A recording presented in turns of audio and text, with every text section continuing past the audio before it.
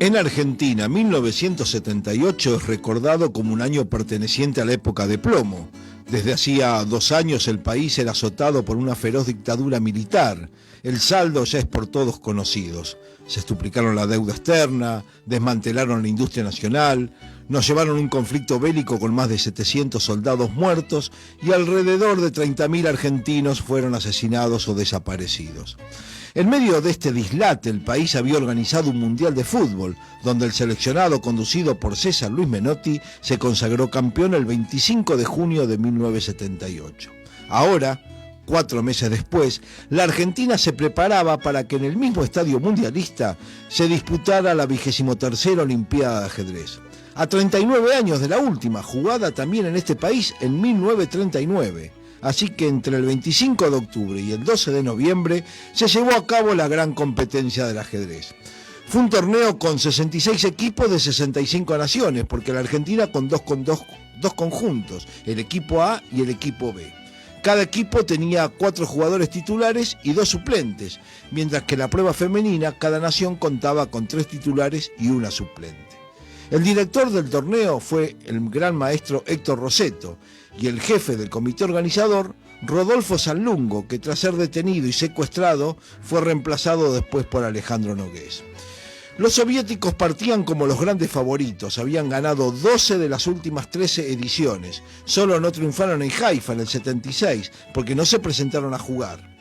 Una vez más, la Argentina tenía un gran conflicto interno. Las grandes estrellas como Naidorf, Pano y Raúl Sanguinetti no habían jugado el campeonato argentino con el argumento que no necesitaban clasificarse para integrar el equipo olímpico, mientras que los que participaron del torneo reclamaban su lugar en el equipo. Es que previamente, entre julio y julio de ese año, se jugó el 54º campeonato argentino, en el que resultó vencedor Jaime Ema, escoltado por Daniel Cámpora. Así nacía la gran grieta del ajedrez argentinos. Las posturas estaban divididas, los que creían que se cometía un error dejando fuera a los mejores y los que creían que el reglamento estaba para ser cumplido. Ante la inflexibilidad de las partes, el equipo quedó conformado de la siguiente manera. Representaron al país como Argentina A, Ema, Bronstein, Hasse, Cámpora, Smetan y Grimberg. Ahora los invito a escuchar a Jorge Smetan, integrante del equipo A, que en un reportaje previo al comienzo del certamen para Radio Rivadavia y entrevistado por el amigo Mario Serafini, nos contaba su postura. Jorge Smetan opina sobre el problema suscitado con la Federación Argentina de Ajedrez y Miguel Naidorf, Oscar Pano, Raúl Sanguinetti respecto de su inclusión en el equipo olímpico para la 23ª Olimpiada a realizarse en nuestro país. La reglamentación, yo pienso de que no es buena con respecto a los intereses del ajedrez, porque a ciertos jugadores, como el caso de un Pano y un Naidorf también, no se le puede obligar a jugar torneos clasificatorios a nivel nacional, pensando que con muy poca anticipación se sabe si los torneos van a ser en buenas condiciones, como hacer premios y salones de juego. Yo recuerdo el campeonato argentino que gané hace 2 años, que se jugó en un lugar muy malo, con mucho frío y sin premios, o sea que pudieran hacer motivar al jugador. Pero igualmente está el otro punto de vista, que es de los jugadores que quieren progresar, como fue mi caso hace unos años, y yo creo que hay que darles también oportunidades. O sea, la Olimpiada es una buena oportunidad para un jugador, pero hay que buscar una fórmula media, o sea, como por ejemplo que los tres mejores rankeados del ELO, o sea, con respecto a los argentinos, jueguen directamente la Olimpiada y promocionar desde el campeonato argentino, buscar una fórmula así de compensación que permita a los jugadores que están surgiendo a tener su oportunidad y no perjudicar a los profesionales hasta que no se den buenas condiciones en los torneos acá. Ahora el querido maestro internacional, el santafesino Juan Carlos Hasse, recuerda lo que sucedía en esos días y lo que sentían los jugadores seleccionados al tener que suplantar a los jugadores de la talla de Naidorf, Pano y Sanguinetti. Escuchamos a Hasse. Bueno, en ese momento, primero que hay que recordar, hasta se puede secuenciar. Se había aprobado un reglamento que todo lo que se le pedía a los grandes maestros era que jugaran, sí, no que tuvieran un resultado. Y un día antes de empezar deciden no jugar, o dicen que no van a jugar. Que no lo jueguen. Entonces, bueno, pero había un reglamento. Los jugadores iban a salir del equipo argentino. ¿Cómo se había pasado? Ya había pasado en el año 68, y donde ellos sí jugaron. En el año 68, el torneo que se jugó en Mar del Plata, ellos llegaron. Entonces, en el 78, se hace un torneo, un campeonato argentino muy duro, donde se destaca el éxito de Jaime Emma. Gana en desempate contra Cámpora, y tercero sale Quinteros, y cuarto yo, medio punto de ellos y medio punto de Quinteros salgo yo, que tal vez hasta me faltó piripipí para estar un poco más arriba. Fue un año muy bueno de Jaime Emma en ese momento. En el orden interno, a él le costaba un poco la competencia externa. Ese equipo se organizó de esa manera. El problema fue que también hubo críticas. Había una manifiesta, no sé si deseo, pero por ese asunto de querer, no sé si de querer o de decir que van a salir mal. O van a resultar mal. Juan Carlos se refiere a un campeonato argentino que se jugó en Suipacha 137 en el Salón de Actos del Sindicato de Seguros. Allí, bueno, como él comenta, un torneo a 13 ruedas, que Emma y Cámpora fueron en el primer lugar, Quinteros en el segundo, él quedó tercero, y lo siguieron Brostein, Grimber, Smetan, Seidel y otros más. Sí. La prensa, ¿para qué lado se puso? ¿A favor de los maestros o a favor de...? Y hay que recordar quién escribía en cada lado. En La Razón escribía, por ejemplo, Carlos Juárez, que era gran amigo de Naidor, y en Clarín, bueno, nos tiraban menos, y digamos que de alguna mente era como el establishment del ajedrez estaba con las glorias que habían hecho grandes conquistas en el ajedrez nacional, en el ajedrez internacional, que habían sido los subcampeones mundiales en el 50, 52 y 54. Y eso, pero eso opacaba el detalle de que había muy pocas oportunidades para la gente del interior de jugar. Viendo las dificultades, ¿no? Nunca fuiste un jugador absolutamente profesional del ajedrez. ¿Cómo te llegaste a preparar para esta competencia? Bueno, con los elementos que uno tenía al alcance, que eran en esa época los informadores, y tal vez un trabajo en común con algunos de los jugadores, pero obviamente que nuestra experiencia era más bien mínima. Yo llegaba, a pesar de todo, con poca experiencia internacional comparativa. No era un debutante, pero casi. De todas maneras, yo quedé pero bastante satisfecho con mi actuación, y lo interesante fue que hablaron del equipo B.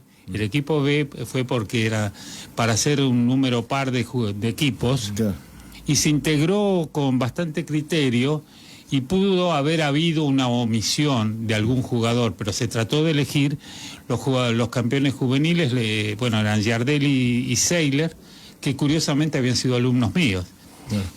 Gerardo Barbero, que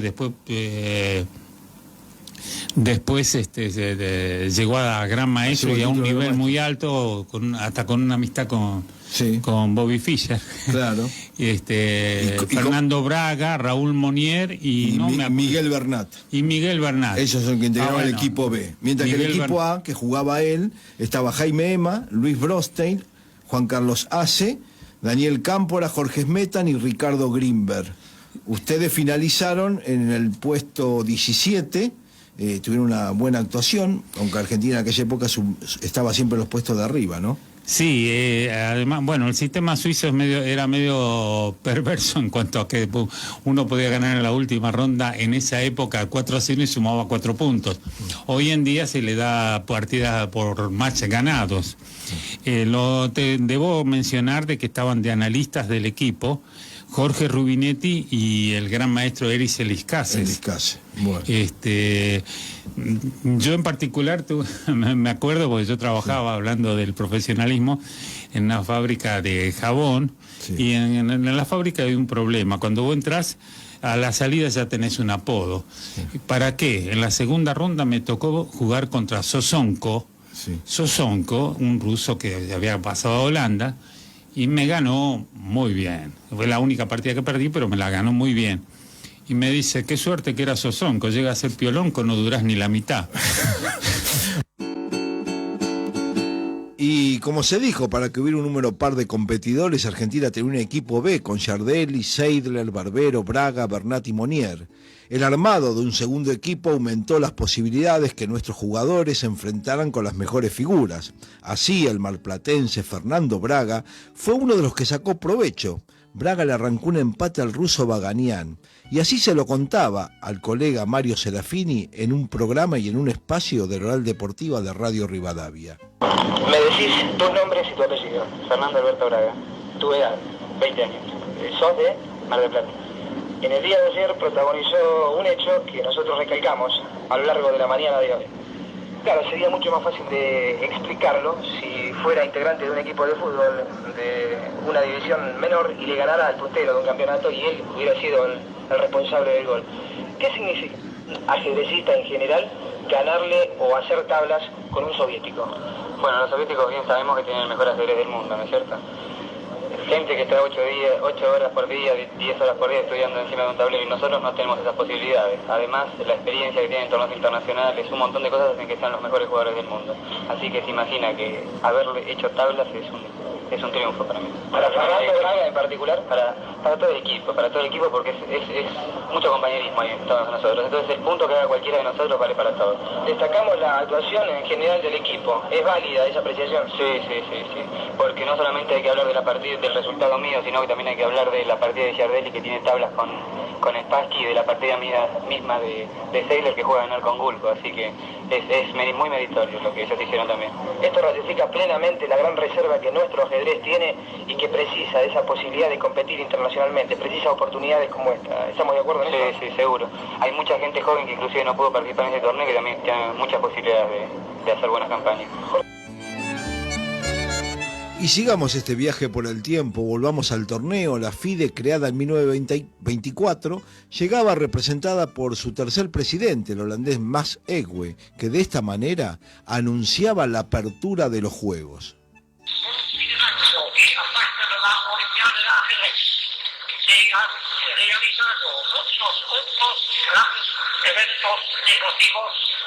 Entre ellos el trascendental campeonato mundial de fútbol. Entonces es con razón que en el mundo del deporte se puede señalar a 1978 como el año de la Argentina. Este país se dio la gran satisfacción de ganar la Copa Mundial de Fútbol en su propia tierra. Que también puedan salir campeones en ajedrez, debo ponerlo en duda, visto la gran cantidad de países diversos que participan. Creo que esta Olimpiada será otra vez un éxito, para mí ya es un hecho. Y ahora declaro los Juegos abiertos. Y arrancaron los Juegos y finalmente terminaron con una sorpresa, la victoria de Hungría, que interrumpió el reinado soviético desde 1952. Los húngaros se quedaron con la medalla dorada, la Unión Soviética con la de plata y Estados Unidos con la de bronce. Ahora vamos a escuchar dos nuevos audios, nuevamente al maestro Ace, que nos regalará más detalles del certamen y un balance final. Y a continuación, la voz del yugoslavo Lubomir Lubojevic, que nos dice de las dificultades del torneo, de la sala del juego, con mucha gente, con mucho humo y calor. A ver, escuchemos. ¿En qué hotel paraba el equipo argentino? En el Bauen. En el Bauen Hotel. Y llegaban a la cancha de River casi sobre la hora. Sí, había micros, pero justamente era un problema porque bajaban todos los equipos a la vez y era así que nosotros por suerte estábamos en el piso quinto, en el quinto, sí, y podíamos hacer bajar las 5, pero todos los demás, no sé, los que estaban mucho más arriba, no. ¿Y el aviso para que empiecen todas las partidas juntas a la vez? Y no, eso era directamente por una señal que había. A ver, contame, Juan Carlos, ¿con qué se escuchaba que le avisaban a todos que tenían que jugar? La sirena que sonaba era el aviso para que podían empezar las blancas a mover la partida, poner el reloj en marcha y así arrancaban el juego. Bueno, sabemos que el equipo campeón, acá el hombre mordió al perro, ¿no? Mientras todos esperaban que el favorito era la URSS, terminó ganando Hungría con Lajo Portic, Zoltán Ribli, Julia Sachs, András Andorjan, Som y Badás fueron campeón con 37 puntos. El mismo puntaje que la Unión Soviética ganó. Uno menos, 36. Uno menos, 36. Sí. Claro, Rusia estaba con Spassky, con Petrosian, Polugayevsky, Gulko, Romanillin y Baganian. La diferencia estaba en que realmente el Hungría era un equipo. Ajá. O sea, eran bastante amigos, todos alrededor de su líder, que era Lajos Portis. Claro. Pero que ya habían asustado un par de veces. Y llega el momento también había que hacer un balance que pasaba de la Olimpiada. ¿Vos cuál fue el balance que harías? Quien está hablando es Juan Carlos Ace, ¿no? Que llegó a Buenos Aires a los 20 años a trabajar en la Comisión Nacional de Energía Atómica y empezó a jugar al ajedrez para Ferrocarril Oeste en aquel momento.